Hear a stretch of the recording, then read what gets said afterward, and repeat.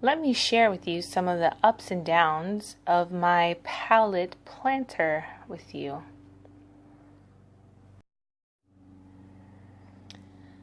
I'll put a link in the description to the video of how we made the planters, but here's one of them done, and I just planted some seeds. You can see in the background I laid it down to let the plants take root before I tilted it up, and really soon after everything grew. I planted beans and squash in here. So this that I'm focusing on here is a pumpkin vine, which I did get a pumpkin for. You'll see at the end of the video. And then I also have some banana squash, which will be cool for me to try. I haven't tried that before.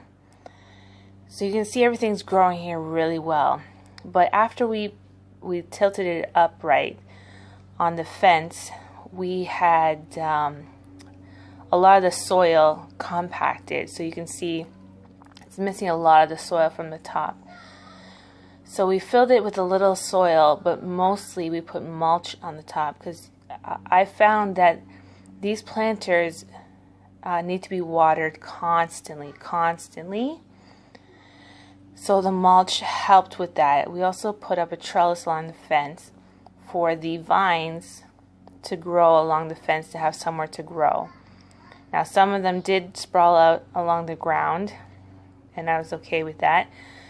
But it'll be nice for them to climb up the trellis.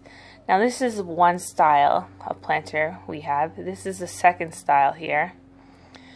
In this one I planted hot peppers. This is habanero, and I have cayenne too, as I'm panning over. We have a few little flowers in it.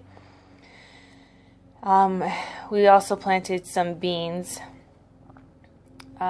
beets, radish, and watermelon. Let me tell you, the peppers worked out wonderfully in the top of this planter. This style was really good for the peppers.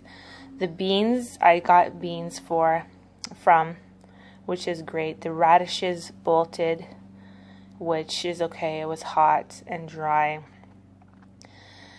As you go further down in this planter, it retains more water, so keep that in mind.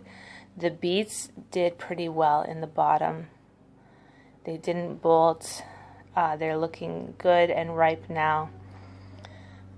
I also have watermelon in the bottom.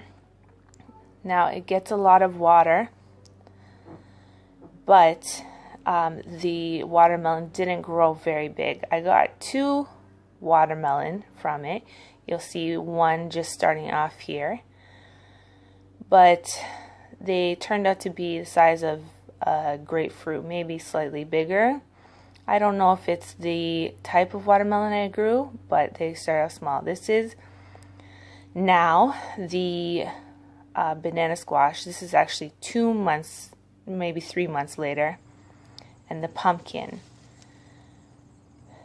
So I'm getting fruit from it as well as beans, but the biggest problem with these planters is their ability to retain water. I find they also need to be fed. Normally I don't fertilize other than just compost, but these planters do need to be fertilized. It's a great idea, and I think you should try it and see what you can plant in your own pallet planter. Take care.